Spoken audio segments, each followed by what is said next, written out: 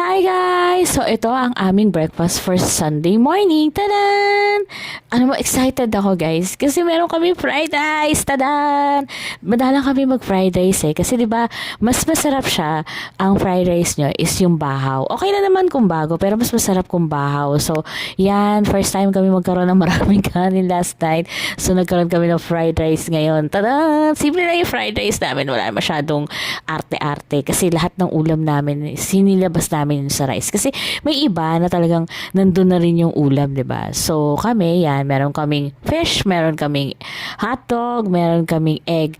So kung meron kayong suggestion, comment nyo lang below, follow me guys. Pwede ako makatanggap ng stars ha. So yan, enjoy your Sunday breakfast. Yan. And don't forget mag-church ha after nyan ha. If you have time or make time talaga na mag-church. Yun lang guys. Good morning!